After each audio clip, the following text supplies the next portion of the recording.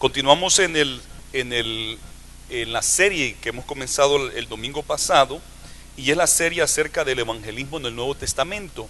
El tema de hoy es la voz de uno que clama en el desierto. La voz de uno que clama en el desierto es el título de hoy. Vamos a estar viendo a Juan el Bautista, ya que desde Juan el Bautista en adelante, incluyendo nuestro Señor Jesucristo y los apóstoles y la gente del Nuevo Testamento, se comenzó una manera de evangelizar no solamente a los judíos, pero al mundo entero. Y este día vamos a ver justamente al primero que vino preparando el camino del Señor en esta nueva manera de evangelizar al mundo entero. Ya el Señor tenía un plan desde el comienzo del mundo. Desde la fundación del mundo, el Señor nuestro Dios tenía un plan de salvación, de redención para toda la humanidad. Y ahora aquí mismo se está dando el momento en que el Cordero de Dios, Jesús de Nazaret, iba a venir a esta tierra para morir en la cruz del Calvario. Juan el Bautista se reconoce de que él estuvo predicando en el desierto. Y nosotros muchas veces cuando pensamos desierto, nos imaginamos un lugar muy seco, muy caliente, donde no hay vegetación, donde no hay agua, y nos imaginamos eso inmediatamente, el desierto. También en la Biblia, cuando hablamos de la palabra desierto, no simplemente significa un lugar donde no hay agua y es caliente, ¿verdad? Como el desierto donde hay arena y todo eso, sino que también un lugar desierto es un lugar que está vacío. Y donde Juan estuvo predicando era a las orillas del río de Jordán, por lo tanto hay agua.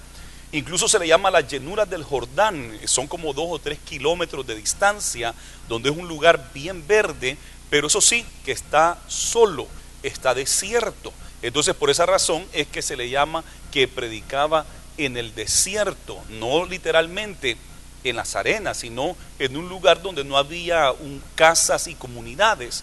Pero lo que sucede es que la gente se acercaba a él, y eso es lo interesante del mensaje de Juan el Bautista y de la vida de Juan el Bautista, de que él no se fue a meter a la ciudad a predicar en una esquina donde mucha gente lo hubiese podido oír. No fue a una sinagoga donde pudiera ir a predicar, donde hay gente que ha venido a escuchar la palabra del Señor, como hacía Jesús de Nazaret. Jesús iba a estos lugares públicos, a la Pascua, cuando había miles y miles de personas. Pero este Juan el Bautista se iba a un lugar desierto, y la ciudad, la gente venía a él para escuchar la palabra del Señor. Así es que mientras él está predicando en este lugar desierto, la gente de Jerusalén le está interesando ver este profeta. Es un hombre diferente, se viste con ropa de pieles de animal. Su dieta es diferente también. Dice que come miel silvestre y come langostas, o sea, los que también le llamamos chapulines, unos insectos que se dan en esa área. Él comía eso y ese era su alimento. Y sucede que mucha gente estaba siguiéndolo e incluso estaba preparando discípulos. El discípulo no era simplemente un oyente casual que venía y de vez en cuando escuchaba. El discípulo, uno que adoptaba su manera de enseñanza y su manera de vida y caminaba con él constantemente, vivía con él y aprendía de él. Entonces eran unos discípulos que él estaba formando.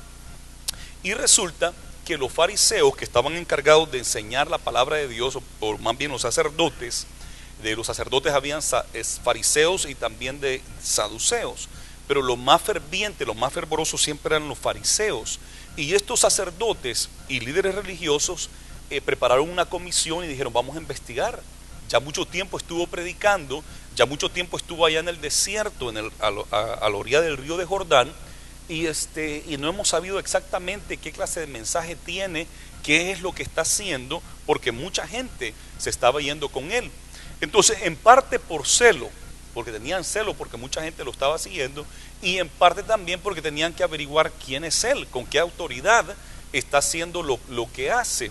Por lo tanto, dice que enviaron a gente para que le preguntaran. Vamos a entrar al versículo 19 y dice, San Juan 1, versículo 19: este es el testimonio de Juan cuando los judíos enviaron de Jerusalén sacerdotes y levitas para que le preguntasen: ¿tú quién eres?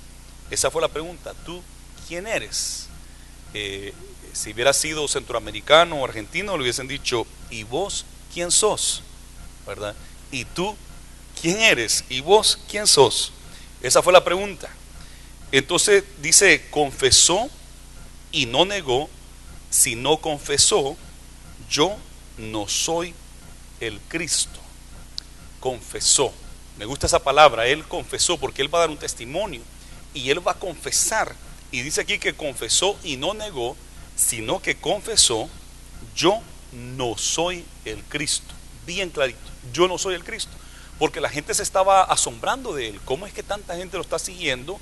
Tenían alrededor de 400 años prácticamente de que no se había levantado un profeta de la talla de Isaías, de Jeremías, de Ezequiel, de Elías o Eliseo. Tenían como 400 años desde el último profeta, Malaquías, hasta cuando Juan el Bautista se levanta, que no ha habido profeta. Eso se le llaman 400 años de silencio que hay entre el Antiguo Testamento y el Nuevo Testamento.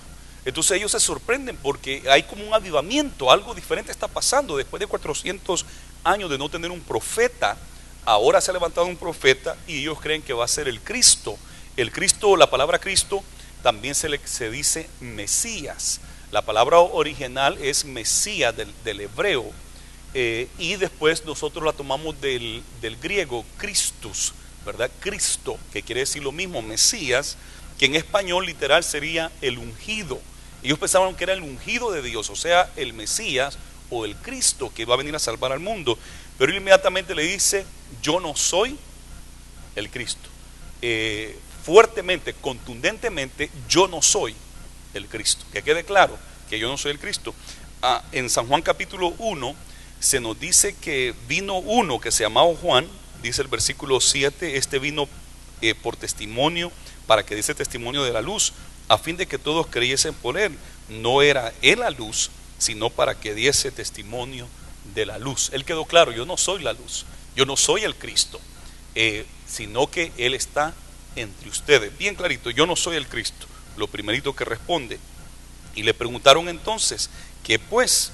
¿Eres tú Elías? Y dijo, no soy.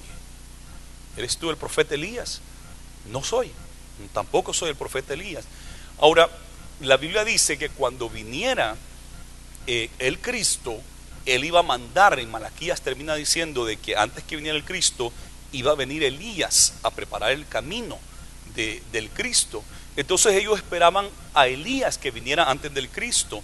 Incluso hasta el día de hoy, los judíos, judíos, ¿verdad?, que celebran todo esto de la Pascua y estos ritos, en el día de la Pascua dejan una silla sola y con la puerta sin llave, para que si en esa Pascua viene Elías, tenga un lugar donde sentarse. Preparan una silla, preparan la mesa y todo, pero dejan un espacio libre por si acaso Elías viene ese año, en esa Pascua, con la puerta abierta para que pueda entrar. Entonces ellos están esperando a Elías, y esta gente esperaba a Elías.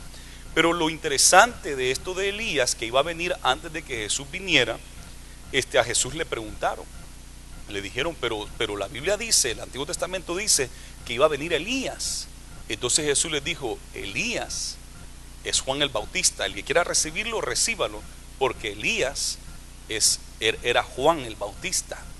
Y también el ángel Gabriel, cuando habla con su papá de Juan el Bautista, Zacarías, en Lucas capítulo 1 encontramos esa narración de cómo es que Elizabeth, la esposa de Zacarías, queda encinta de Juan el Bautista. Y dice la Biblia que el ángel se le apareció y habló con él y le dijo que el hijo que iba a tener, Juan el Bautista, iba a venir en el poder de Elías. Así dijo, va a venir en el poder de Elías. Entonces aquí hay una confusión, porque el mismo Juan el Bautista dijo, yo no soy Elías. Él no era Elías, pero el ángel dijo, va a venir en el poder de Elías. Y Jesús dijo, Juan era el que venía en el poder de Elías. Entonces tenía el mismo espíritu de Elías. No era la persona de Elías, y él sabía que él no era Elías, él era Juan, pero venía haciendo la labor de Elías y iba a operar en el poder del espíritu de Elías, en el poder de Dios iba a operar. Pero aquí él dice, no soy. Y entonces le preguntan, ¿eres tú el profeta? Y respondió, no. Aquí cuando dice el profeta, Elías era profeta, pero cuando dice el profeta es porque en Deuteronomio Moisés escribió y le dijo a la nación entera en esa ocasión de que Dios iba a levantar a un profeta igual a él, que les iba a enseñar la verdad. Dios iba a levantar a un profeta como Moisés. ¿Qué quiere decir eso? De carne y huesos, de carne y sangre, humano, pero que deberían de escuchar a ese profeta que iba a venir. Entonces le preguntan, ¿eres tú ese profeta? El profeta que se había anunciado por Moisés. ¿Eres tú ese profeta? Y él dice, no, no soy. El profeta ese que ellos se refieren es el mismo Cristo, es el mismo Jesús de Nazaret, porque él es el profeta. Juan el Bautista es de descendencia de Leví, porque su padre mismo estaba ministrando en el santuario en esa ocasión, en el lugar santo, y allí se le aparece el ángel y le da este mensaje. Entonces él es un sacerdote de Israel. Por lo tanto, Juan el Bautista es descendencia de sacerdotes. Él podía ser sacerdote, pero no era el Cristo, era un sacerdote que está profetizando, era sacerdote y profeta y está en el desierto. Pero la cosa es de que el Cristo iba a ser sacerdote y profeta, pero además de eso iba a ser ¿qué? Rey. Tenía 3 oficinas: rey de la nación de Israel, sacerdote de la nación y profeta de la nación. 3 oficinas. A esas 3 personas o a esas 3 clases de liderazgo eran a los únicos que se ungían. Cuando iba a comenzar el rey su ministerio, entonces venía un profeta y lo ungía. A David fue Samuel el que tomó un cuerno de aceite y se lo derramó, lo ungió para rey de Israel.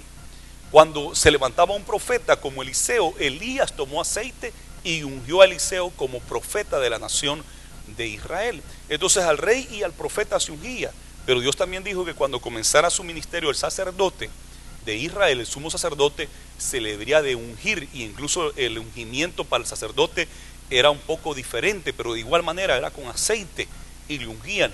Incluso dice el Salmo 133, que es un salmo bien conocido nuestro y que nos encanta y lo citamos muchas veces, cuando dice: cuán hermoso es habitar los hermanos juntos en armonía. Y nos gusta citar ese versículo cuando estamos juntos, cuando han venido otras iglesias, rápido decimos qué bueno es, qué hermoso es habitar los hermanos juntos en armonía. Pero después dice, es como el buen óleo que desciende, el aceite que desciende sobre la cabeza de Aarón, que era el sumo sacerdote, Aarón el sumo sacerdote, y baja por sus barbas, por su cara, y empieza a correr ese aceite por sus vestiduras, hasta el borde de sus vestiduras. Y después empieza a hablar del río de Jordán, cómo alimenta a todo Israel, ese río le da vida a todo Israel, y habla de esa unción. Y el Salmo termina diciendo que allí donde están los hermanos juntos en armonía, allí envía Dios bendición y vida eterna, como ese aceite que corre sobre la cabeza, sobre la barba, sobre las vestiduras. Por lo tanto, el rey era ungido como David, el profeta era ungido como Eliseo, y el sacerdote, el sumo sacerdote como Aarón, eran ungidos, ¿verdad? El aceite. Por eso es que al Cristo, la palabra Cristo quiere decir ungido. Eso es lo que quiere decir. Por eso es que entonces Jesús tenía las 3 posiciones. Era descendiente de David, de la línea de David, directamente podía ocupar el trono de David como rey de Israel. Pero también dice la Biblia que él es sacerdote según el orden de Melquisedec, no según el orden de Leví, y también era profeta, lo miramos profetizando. Entonces ellos esperaban a este profeta, que prácticamente es el mismo Cristo, y dijo Juan el Bautista: no, yo no soy el profeta. Le dijeron: pues ¿quién eres? Para que demos respuesta a los que nos enviaron. ¿Qué dices de ti mismo? Dijo: yo soy la voz de uno que clama en el desierto, enderezad el camino del Señor, como dijo el profeta Isaías. Si no eres Elías, no eres el Cristo, no eres el profeta, entonces ¿quién eres? Y dice: yo simplemente soy la voz de uno que clama en el desierto, preparad el camino del Señor. Ese soy yo. Yo simplemente soy uno que clama en el desierto. un predicador, uno que clama es un profeta. En aquel entonces no habían micrófonos como esto. Cada vez que hacemos bautismos, me toca y me siento como Juan el Bautista, yo ahí a la orilla del río, porque cuando predico tengo que alzar mi voz y tengo que hablar fuerte para que oiga toda la iglesia que ha asistido al río y para que oigan los que están ahí viendo qué está pasando. Y entonces alzo mi voz en cuello y grito fuerte. Aquí no lo puedo hacer porque voy a molestarles los oídos a muchos de ustedes, entonces no me pongo a gritar porque tengo el micrófono. Pero hay momentos que uno dice un poco fuerte las palabras, ¿verdad? Cuando uno quiere que la gente entienda y puede decirlo fuerte. Entonces él tenía que decirlo fuerte y en voz en cuello para que toda esa gente escuchara. Él clama, él anuncia fuertemente la palabra del Señor, ¿verdad? El maestro, en cambio, no clamaba fuerte. Jesús era un maestro y Jesús les enseñaba. El sembrador salió a sembrar, muy tranquilo, no lo decía el sembrador salió a sembrar, sino que bien tranquilo, y les enseñaba. Y también Jesús era un predicador, también clamaba. Había veces que él tenía que predicar en voz en cuello, pero era un maestro. Entonces Juan el Bautista dice: yo soy el que clama, el que dice arrepiéntanse porque viene el Cristo, viene el Mesías detrás de mí y tienen que arrepentirse. Y entonces traía convicción de pecado, traía ese mensaje que la gente tenía que despertar de su letargo espiritual, debían de levantarse porque ya el Mesías, el Cristo, estaba acercándose. Entonces eso es lo que él dice: yo soy yo soy la voz de uno que clama en el desierto. Ese soy yo. Y mire lo que hace acá. Cuando dice aquí enderezad el camino del Señor, como dijo el profeta Isaías, se refiere a una profecía que Isaías había dado de cómo iba a ser antes de que el Cristo viniera, y iba a enderezar, o sea que iba a arreglar el camino. En tiempos antiguos, cuando el rey iba a un lugar, como tenían que transportar al rey y toda su caravana, mandaba gente adelante para ir preparando el camino, removiendo piedras, porque no iba a poder pasar la carreta, no, el carruaje que traía el rey. Tenían que ir a remover piedras y preparar, iban con asadones y palas ahí para tratar de preparar el camino del rey, para que el rey no tuviera mucha dificultad y pasara tranquilo. Entonces eso es lo que andaba haciendo Juan el Bautista, preparando el camino, preparando los corazones de la gente de Israel para que pudieran recibir el mensaje del Cristo cuando el Cristo viniera. Viene preparando el camino, enderezando el camino para el Cristo. Y dice el versículo 24: y los que habían sido enviados eran los fariseos, y le preguntaron y le dijeron: ¿por qué pues bautizas si tú no eres el Cristo, ni Elías, ni el profeta? ¿Por qué tú bautizas entonces si no eres el Cristo, no eres el Elías, ni eres ni el profeta? Entonces, ¿por qué tienes que estar bautizando? Y la razón que ellos se molestaban porque Juan el Bautista bautizaba era porque Juan el Bautista decía que el bautismo era para arrepentimiento de pecados, el bautismo en agua. La palabra bautizo, escuche bien esto, la palabra bautizo ha quedado en griego. En español bautizo, esa palabra no es en español. Bautizo es griego. ¿Sabe qué quiere decir literalmente? Como Mesías es hebreo y Cristo es griego, y ya dijimos que Cristo y Mesías es lo mismo y quiere decir ungido. Esa palabra sí es en español, ungido. Pues bautizo es una palabra en griego que se nos quedó así ya en español, bautizo, pero quiere decir sumergido, sumergir. Entonces es de meter a la gente en el agua, eso es zambullir, ¿verdad? O sumergir. Entonces esa es la palabra bautizo. Los fariseos, dice acá, hace el hincapié que eran fariseos, los que habían ido, eran fariseos, nos dice ahí el versículo 25, y los que fueron enviados eran fariseos. ¿Por qué menciona aquí fariseos? Porque los fariseos también creían en el bautismo en agua. Ellos practicaban el bautismo en agua, pero ¿sabe quiénes eran los únicos a quienes ellos bautizaban? A los prosélitos, a los gentiles que no eran judíos, que les gustaba la religión de ellos, les gustaba el sistema de creencia de ellos. Entonces ellos querían ser como judíos y hacían dos cosas: si era varón lo circuncidaban, y segundo, lo bautizaban, lo sumergían en agua, ¿verdad? Y lo sacaban del agua. Ese es un bautismo. Entonces ellos bautizaban a los prosélitos, a los que gentiles que no eran judíos, que querían ser parte de la religión judía. Pero a los judíos ellos no los bautizaban.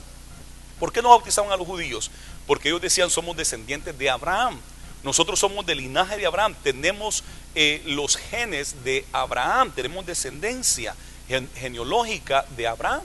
Entonces nosotros estamos bien porque somos israelitas, somos de hijos de Abraham, hijos de Isaac, hijos de Jacob, de Israel. Por lo tanto nosotros estamos bien. Los que tienen que bautizarse son los pecadores, los gentiles, pero nosotros estamos bien. Entonces los fariseos le preguntan: ¿por qué bautizas? ¿Por qué estás bautizando? Porque Juan el Bautista no bautizaba solamente a los gentiles, como los fariseos. Juan el Bautista quería que los que eran descendientes de Abraham también se bautizaran. Y por eso el mensaje de él es bien claro y muy citado, el mensaje de Juan el Bautista, cuando le dicen: no piensen decir ustedes que son hijos de Abraham, porque Dios puede levantar hijos a Abraham aún de estas piedras. Sino que todos ustedes tienen que arrepentirse. ¿Por qué están huyendo de la ira venidera? Arrepiéntanse y den frutos dignos de arrepentimiento. O sea que hay un cambio. ¿Cómo es que somos hijos de Abraham? Y sabe que a nosotros nos sucede eso el día de hoy. Nos sucede eso. Usted va y habla con una persona que quiere hablar de Cristo y le dice: no, pero es que yo soy católico, yo nací católico, mi padre es católico, el padre de mi padre es católico y toda mi familia ha sido católica todo el tiempo. ¿Por qué yo tengo que bautizarme? ¿Por qué yo tengo que aceptar a Cristo si yo nací católico? Entonces, igualito les ha pasado. Y también sabe que eso le pasó a los católicos, ¿verdad? Si nosotros ya somos salvos, incluso cristiano se le llama a todo ser humano. Y usted le pregunta: ¿y usted es cristiano? ¿Y yo acaso soy animal? Le dice. Los cristianos son los seres humanos porque son cristianos ya de nacimiento, pero no es así. Y le está pasando igualito que a Abraham, a los descendientes de Abraham. Somos hijos de Abraham, estamos bien. Somos católicos, estamos bien. Yo nací católico y mi familia de tatarabuelo hasta atrás, todos católicos. Así es que ¿por qué usted me viene a decir que me arrepienta de mis pecados? Si yo estoy bien, mi familia está bien. Somos religiosos de generaciones en generaciones. Y les pasó lo mismo que a Israel. Pero ¿sabe qué está pasando también? A nosotros los cristianos evangélicos, como se nos dice, o cristianos protestantes, como se nos dice, también a nuestras generaciones les está pasando lo mismo. Y nosotros tratamos de que no les pase. Y nosotros le decimos a los jóvenes: tienen que arrepentirse de sus pecados. Y es cierto que los miramos aquí de chiquitos cantando el coro de los niños. Los tomé en mi brazo y los presenté al Señor. Ahora pasaron a ser niños, ahora son jóvenes adolescentes. Y les decimos: ustedes tienen que entregar su vida a Cristo Jesús. Y de ustedes tiene que nacer el bautizarse. Porque el bautismo no se lo vamos a hacer cuando está chiquito, porque eso no funciona. Lo que funciona es cuando uno se arrepiente de sus pecados y puede bautizarse. Y nosotros tratamos de mantener eso, pero hay gente que crece en la iglesia y cree: pues yo estoy bien, porque mis padres son cristianos y nosotros somos cristianos, entonces yo voy a la iglesia, yo soy cristiano, entonces estoy bien. Pero no es así la cosa. Debe haber un arrepentimiento genuino en cada individuo, en cada persona. No es porque nació siendo cristiano, no es porque se le presentó cuando era un niño. Es porque cuando llegó a una edad de conciencia de pecado, que nosotros creemos que es 12 y hoy puede ser mucho más antes, de 10, 9, hay niños muy despiertos, pero de 12 para arriba ya tienen una conciencia clara de lo que es el pecado, puede entender el mensaje por qué Jesús vino a esta tierra y murió en la cruz del Calvario, y puede decidir voluntariamente bautizarse en agua. Y así lo enseñamos y tratamos de mantenerlo y que no les vaya a pasar como le pasó a Israel. Somos hijos de Abraham, estamos bien.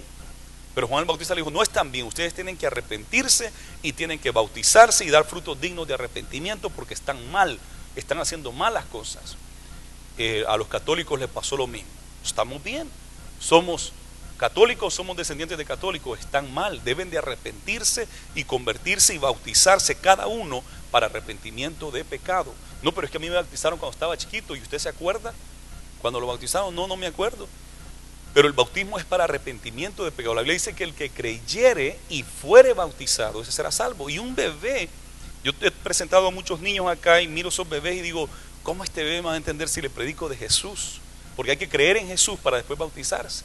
Este bebé no me va a entender quién es Jesús. Ni tampoco le puedo decir: pecador, arrepiéntete, te vas a ir al infierno si no te arrepientes. No me va a entender, se va a poner a llorar porque le estoy gritando. O le va a dar risa porque dice: qué chistoso este hombre, cómo grita, ¿verdad? Pero no va a entender, no va a entender. ¿Qué es eso? ¿Qué es Jesús? ¿Qué es pecado? Y además no tiene necesidad de bautizarse porque es un bebé que no tiene conciencia de pecado. Pero va a crecer y entonces va a tener que decidir.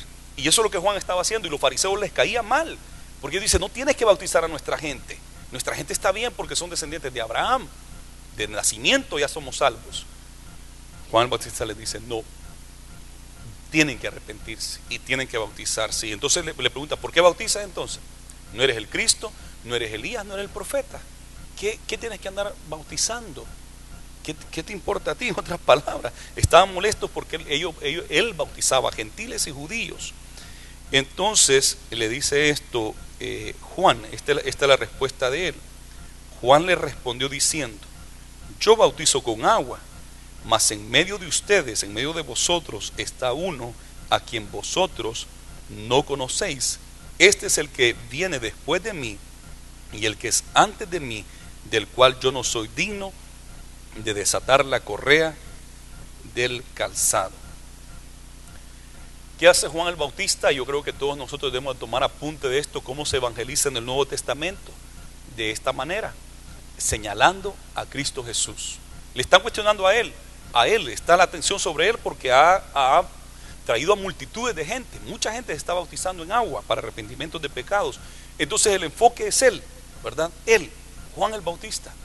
Y él rápido les dice: miren, yo bautizo en agua para arrepentimiento de pecados, pero en medio de ustedes está uno del cual yo no soy digno ni siquiera de encorvarme delante de él, de postrarme delante de él y desatar el calzado de sus pies. No soy digno de soltarle la cinta de su zapato. Así de importante es el que está entre ustedes. Ya está acá, ya está caminando entre ustedes.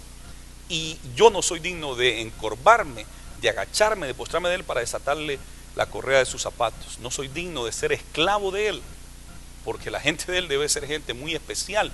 Yo no soy digno. O sea, ni me estén cuestionando mucho, ni estén admirados conmigo porque atraigo a miles, a mucha multitud, porque yo no soy el importante aquí. El importante es uno que está ya entre ustedes. Los ha de haber asustado. El que hay uno dentro de ustedes, y han de haber volteado a ver quién será, ¿verdad? Pero ya está acá, ya está caminando en la faz de la tierra, ya está de la edad en la cual él va a empezar a predicar el evangelio. Jesús, para en este tiempo, Jesús tiene 30 años de edad. Ya han pasado 30 años desde que Jesús nació. Y Juan el Bautista es ¿cuántos años mayor que Jesús? ¿Alguien sabe? Solamente 6 meses, eso es todo. 6 meses, porque cuando se le apareció el ángel Gabriel a ellos, más tarde se le aparece a María y le dice: ya Elizabeth, tu parienta, ya tiene 6 meses. Entonces era 6 meses mayor Juan el Bautista que Jesús. Y Juan el Bautista no sabe todavía, no sabe de que es Jesús el Cristo. Él no sabe todavía, pero le dice: en medio de ustedes está el Cristo. Y eso nosotros debemos de hacer, siempre señalar hacia Jesús, siempre guiar a las personas hacia Cristo, no hacia nosotros, no hacia nuestra iglesia, porque nuestra iglesia ni nosotros no podemos hacer nada por ellos. El único que puede hacer algo por ellos es Cristo Jesús. Y Juan el Bautista señaló hacia Cristo, la persona de Jesús. Por eso cuando nosotros les bautizamos, nosotros queremos tener cuidado de que usted no se bautice a la iglesia, ¿verdad? Yo me bautizo a la iglesia, yo pertenezco a la iglesia, yo soy de la iglesia, y bautizarse a la iglesia, no. Asegúrese que usted se bautice a Cristo Jesús. Que cuando usted se bautice, usted está diciendo: yo voy a ser discípulo de Jesús, yo voy a servir a Jesús con todo mi corazón. Y cuando usted es fiel a Jesús, va a ser fiel a la iglesia, al liderazgo de la iglesia. Pero nosotros no queremos de que usted se bautice a nuestra iglesia. No, si nuestra iglesia no le puede salvar. No se bautice a la iglesia de que está aquí del otro lado. No se bautice a la iglesia católica. Bautícese a Cristo Jesús, a Jesús de Nazaret. En Él, para Él debe ser usted bautizado, porque usted se hace un discípulo de Jesús de Nazaret. Él es el Cristo, y eso es lo que hace Juan. Yo bautizo en agua, nada soy. Yo los estoy bautizando en agua para arrepentimiento. Pero el que está entre ustedes ya, él, yo no soy digno de encorvarme, de agacharme delante de él y desatar la correa de su zapato. Él más adelante nos va a decir, los va a bautizar con Espíritu Santo y fuego. Él es diferente. Yo lo bautizo en agua, pero Él va a bautizar en Espíritu Santo. Un cambio radical en la vida de esa persona que acepta a Cristo Jesús. A la persona que recibe a Cristo Jesús será bautizado con el Espíritu Santo y fuego. Continúa acá diciendo esto. Dice algo importante acá: este es el que viene después de mí, el que es antes de mí. Después más adelante va a volver a repetir esto.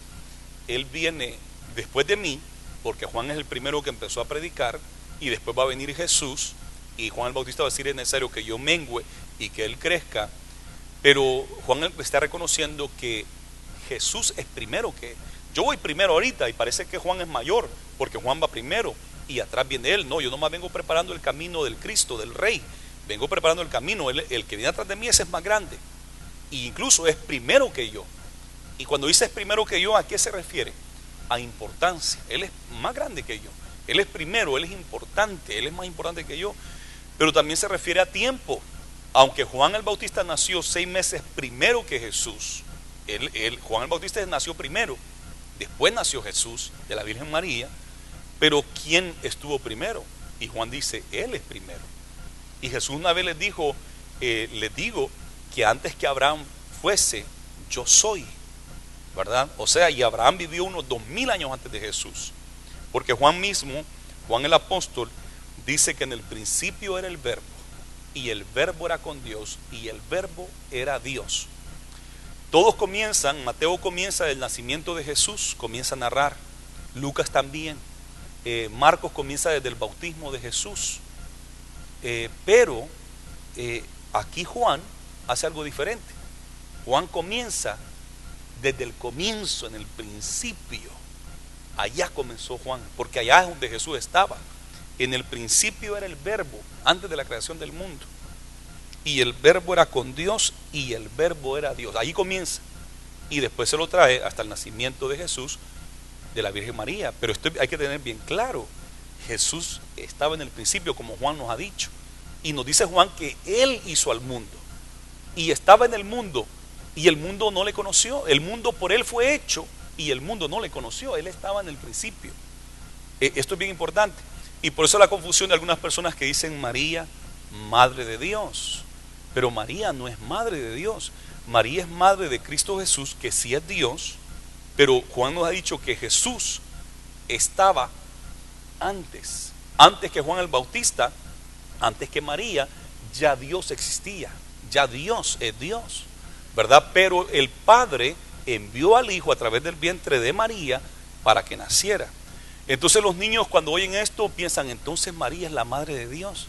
Entonces se imaginan que María estaba allá en el principio. Antes del principio tenía que haber estado María para dar a luz a Dios. Y después Dios crea a Adán y a Eva. Después viene Abraham, viene Moisés, viene David, viene Isaías, Ezequiel, hasta llegar a Jesús. Entonces, y hay una confusión ahí. Pero es que María no es la que dio a luz a Dios. Dios es Dios. María fue un vaso que Dios escogió para poner al niño Jesús en su vientre, para que Él viniera a esta tierra de carne y hueso como nosotros, de carne y sangre como nosotros. Entonces Juan se lo lleva hasta el principio. Y Juan el Bautista dice: Él es primero que yo. Él ya estaba antes de la creación del mundo. Él es primero, Él ya estaba, Él es Dios. Eso es lo que está tratando aquí de decir. Estas cosas, dicen en el versículo 28, sucedieron en Betábara, al otro lado del Jordán, donde Juan estaba bautizando. Al siguiente día, mira qué tremendo esto. Al siguiente día, después de eso, vio Juan a Jesús que venía a él y dijo: He aquí el Cordero de Dios que quita el pecado del mundo. Al siguiente día vinieron, le preguntan, Él los manda: yo soy una voz del que clama en el desierto, preparando el camino del Cristo. Cristo está ya en medio de ustedes. Se fueron, llevaron la respuesta. El siguiente día Juan ve a Jesús que se acerca, y cuando Juan lo ve, dice: He aquí el Cordero de Dios que quita el pecado del mundo. Jesús está en la línea de los que están bautizando. Juan ha estado predicando: arrepiéntanse, conviértanse, bautícense. Y la gente compungida viene y hace línea. Y Jesús ha estado en la multitud y Juan no se ha dado cuenta que allí está Jesús. Pero él presentía, él está entre ustedes. Él presentía, ya está acá.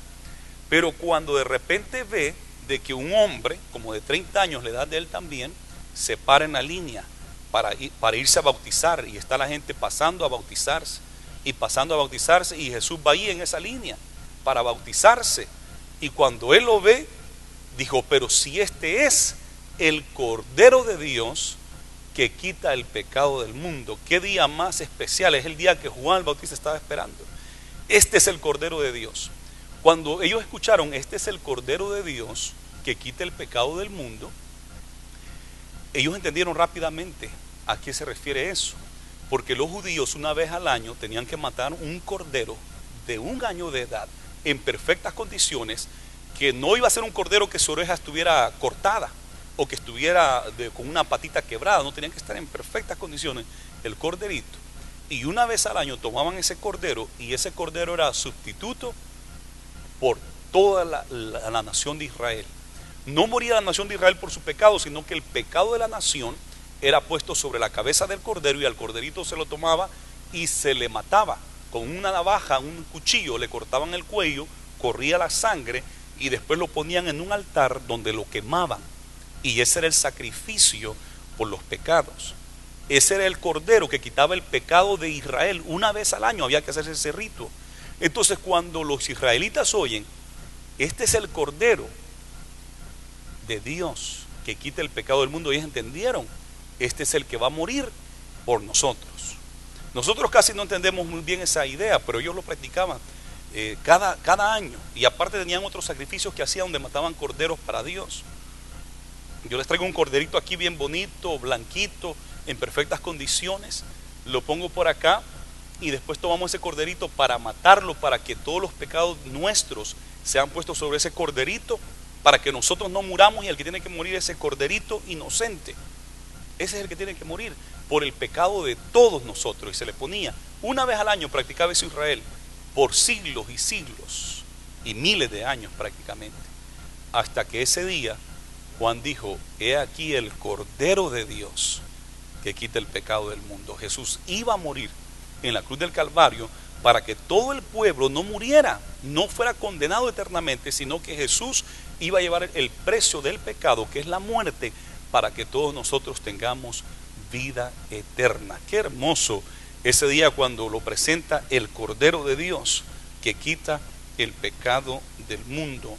Y continúa diciendo Juan, este es aquel de quien yo dije, después de mí viene un varón, el cual es antes de mí, porque era primero que yo, y yo no le conocía, dice él, yo no le conocía, mas para que fuese manifestado a Israel, por esto vine yo bautizando con agua. También dio Juan testimonio diciendo, vi al Espíritu que descendía del cielo como paloma, y permaneció sobre él. Yo no le conocía, vuelve a decir, pero el que me envió a bautizar con agua, aquel me dijo, sobre quien vea descender el Espíritu y que permanece sobre él, ese es el que bautiza con el Espíritu Santo. Entonces, dice Juan, este es el Cordero de Dios, y además de eso dio testimonio que él vio cuando el Espíritu de Dios descendió sobre él y se quedó en él. Cuando Juan ve que viene Jesús en la línea, lo proclama y lo anuncia y testifica, este es el Cordero de Dios que quita el pecado del mundo. Por fin entra Jesús al agua y Juan le dice, no, yo no te puedo bautizar, más bien tú bautízame a mí, porque yo soy pecador, tú no tienes pecado. ¿Cómo yo te voy a bautizar a ti si el bautismo es para arrepentimiento de pecado? O sea, imagínense, porque lo que predicaba Juan el Bautista era duro. Como dijo una vez, generación de víboras. Así les predicó una vez. ¿Qué quiere decir generación de víboras? Hijos de culebras, así les dijo. Generación de víboras, o sea, descendientes, hijos de culebra. Así les predicaba. Qué fuerte, ¿verdad? Les mentaba la mamá y el papá y los abuelos y todo eso. Bien fuerte. Son generación de víboras, son descendientes de víboras, de culebras. Arrepiéntanse. y que Jesús haya estado en medio de ellos. Entonces cuando Jesús se acerca le dice, no, tú no eres generación de víboras, tú no eres esa persona que debe de arrepentirse, tú eres santo, más bien bautízame tú a mí, ya se preparó, méteme tú a mí al agua. Pero Jesús le dice, no, deja que toda justicia se cumpla, tienes que bautizarme. Pero él resistía, no, por favor, yo no, ¿cómo te voy a bautizar si tú eres santo? Pero Jesús le dice, debes de dejar que toda justicia se cumpla. Jesús se bautizó. ¿Y por qué se bautizó él si él no tenía pecado? Él se bautizó para identificarse con nosotros. Él se hizo hombre, se hizo humano, y él se bautizó porque con ese bautismo él se identificaba con usted, conmigo, con todos nosotros. Pero también él después nos dijo, cuando él resucita al tercer día, él nos dijo, vayan por todo el mundo y hagan discípulos a las naciones, bautizándolos en el nombre del Padre y del Hijo y del Espíritu Santo. Entonces ahora Jesús quiere que nosotros nos bauticemos para que nosotros nos identifiquemos con él en su muerte, en su sepultura y en su resurrección. Si usted no se ha bautizado todavía, le hace falta eso. Jesús se bautizó de grande, de 30 años de edad, y era algo vergonzoso irse a bautizar, porque eso era para los pecadores. Los fariseos no se quisieron bautizar. Los sacerdotes, los líderes religiosos dijeron, nosotros no tenemos pecado, nosotros estamos bien. Jesús sí se bautizó. Él era el que no tenía que bautizarse, pero se bautizó dando un ejemplo. Si usted no se ha bautizado, ese es el otro paso que le hace falta, bautizarse en agua. Identifíquese con Jesús. Quizás lo hizo de niño, está bien, sus padres lo hicieron, usted no tenía nada que decir en el asunto, usted era un bebé, pero ahora usted sí tiene algo que decir, y usted puede decir, yo quiero identificarme con Jesús en su muerte, en su sepultura y en su resurrección. Yo quiero ser un discípulo de Jesús. Bautícese a Jesús, no se bautice a la iglesia, bautícese a Cristo Jesús para perdón de pecados y para tener vida eterna. Eso es lo que Juan hace cuando Juan ya por fin es convencido por Jesús. Entonces Juan lo toma, lo sumerge en el agua, y cuando Jesús sale del agua, ya con su cabeza y cabello mojado y su rostro mojado porque ha sido bautizado, sumergido, y dice la Biblia exactamente esto, que cuando salió del agua, vino la paloma del cielo, que era en forma corporal el Espíritu Santo, que descendió y vino y reposó en él, y una voz del cielo se oyó que dijo, este es mi Hijo amado, en el cual tengo complacencia. El Padre dando testimonio, el Espíritu Santo descendiendo, y el Hijo que fue bautizado. Padre, Hijo y Espíritu Santo, un solo y verdadero Dios, que se manifestó para darnos salvación y vida eterna. Eso es lo que sucedió. Él es el Cristo. Ese día se supo, Él es el Cristo, y a Él es al que tenemos que recibir y aceptar como nuestro Dios y como nuestro Salvador.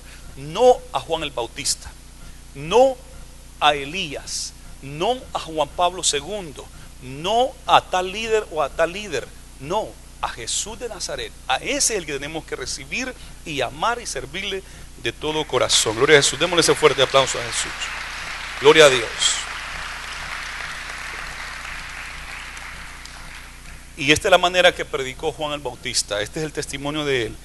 Y yo le vi y he dado testimonio de que este es el Hijo de Dios. Así termina el testimonio de Juan el Bautista. Y yo le vi y he dado testimonio de que este es el Hijo de Dios. Vayamos nosotros también, evangelicemos y demos testimonio de que Jesús es el Hijo de Dios. Él es el Cristo, y solamente a través de Él hay salvación. ¿Por qué no inclinamos nuestro rostro en esta hora? Gracias, Jesús, por tu palabra.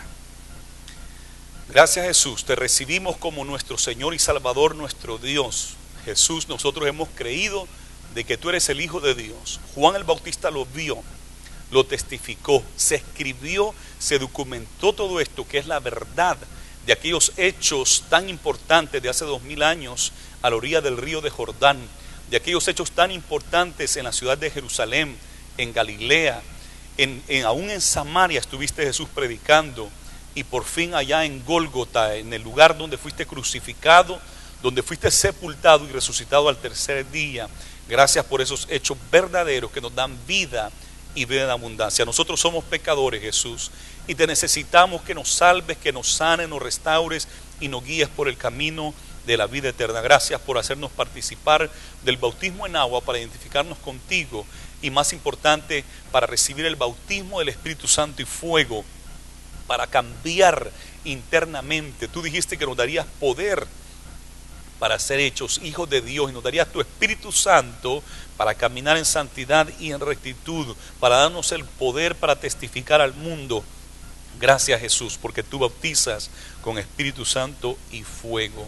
Gracias, Señor. Yo le pido que siga meditando en esas palabras, y quiero hacer una invitación. Si hay alguien acá en medio de nosotros que todavía no ha aceptado a ese Jesús de Nazaret, ha escuchado bastante del Cristo, de Jesús de Nazaret, ha escuchado bastante, pero usted hasta el día de hoy no le ha dicho: Jesús, yo creo que tú eres el Cristo. Así a su edad que tiene, la edad, ya una edad de conciencia de lo que es bueno y malo, ahora usted tiene que decir: Jesús, yo creo que tú eres el Cristo, que tú eres el Hijo de Dios, y yo te quiero recibir en mi corazón. Pues la Biblia dice que Jesús está a la puerta y llama, y si alguno abre su corazón, entraré a él, cenaré con él y él conmigo. O sea que hay que abrir su corazón. Abra su corazón. Sé que hay mucha filosofía, muchas ideas, mucho conocimiento que usted tiene, y tiene tantas cosas en su vida, la religión de sus padres y todo eso, y hay veces que esas cosas no nos dejan abrir nuestro corazón a la persona de Cristo Jesús. Pero en este día yo le hago una invitación: abra su corazón a la persona de Jesús de Nazaret, que caminó en esta tierra como un ser humano, pero él era 100% Dios. Él murió en la cruz del Calvario y resucitó al tercer día para darle vida eterna. ¿Hay alguien acá que quiera levantar su mano y decir: Jesús, yo creo en ti, yo creo que tú eres el Hijo de Dios? ¿Hay alguien acá que quiera levantar su mano y aceptar a Jesús como su Dios, su Salvador, para tener vida eterna? Desde aquí yo voy a ver su mano levantada y yo voy a entender que usted entrega su vida a Jesús, y vamos a hacer una oración por usted. ¿Hay alguien que quiera levantar su mano? Quizás quiera reconciliarse, entiende de que antes caminaba con el Señor y se ha apartado, y hoy quisiera reconciliarse, decirle: Señor, yo quiero regresar, yo quiero caminar contigo, Jesús. Y no tenga temor, porque algunos piensan: es que yo mañana voy a regresar lo mismo, la próxima semana voy a andar igual. No tenga temor, porque usted no se puede salvar a usted mismo. Por eso es que Jesús vino, porque Jesús es el que le puede salvar. Es Él el que le puede salvar. Él solamente quiere que usted tome un paso de fe. Dios bendiga a Melina, veo su mano levantada. Gloria a Jesús. ¿Hay alguien más que quisiera reconciliarse, entregar su vida? Dios bendiga al caballero, veo su mano acá. Gloria a Jesús. ¿Hay alguien más? Él es el Salvador, no es usted. Usted no puede cambiar, pero Él es el Salvador. Jesús es el Salvador. ¿Hay alguien más? Vamos a ponernos en pie y vamos a orar por nuestros hermanos que están aceptando y reconciliándose con el Señor. Le vamos a pedir que se pongan de rodillas los que van a aceptar a Jesús para humillarse delante de Él. Juan dijo: yo no soy digno ni siquiera de arrodillarme delante de Él. Jesús está acá y Él le da vida eterna. Quiero abrir el altar también para oración. Sé que hay diferentes necesidades en medio del pueblo, y quizás hay una necesidad de sanidad divina. Usted tiene ahí un problema físico. Déjeme decirle: Jesús está acá para salvarle. La presencia de Jesús es hermoso, Él es hermoso, Él es bueno. Y Él ha dicho que donde 2 o 3 estén en su nombre, Él está acá. Y si usted ha venido en esta mañana en el nombre de Él, en el nombre de Jesús, yo he venido en el nombre de Jesús. He venido para predicar su palabra, y yo sé que Él está acá. Su Espíritu Santo está acá para sanarle. Si usted tiene alguna dificultad, no sé cuál sea su dificultad, su situación, problema legal, problema inmigratorio, qué sé yo, problema familiar, matrimonial, Él está acá. O si simplemente usted quiere pasar a este altar y decirle: Jesús, gracias por tu presencia, gracias por mi salvación, gracias por la vida eterna. Él está acá. Vamos a orar juntos. El altar está abierto. Padre eterno, oh Jesús de Nazaret, Jesús de Nazaret, tú eres nuestro Rey, nuestro Señor, nuestro guía. Y no te podemos ver porque tú te fuiste al cielo, pero enviaste a tu Espíritu Santo y has prometido estar con nosotros todos los días.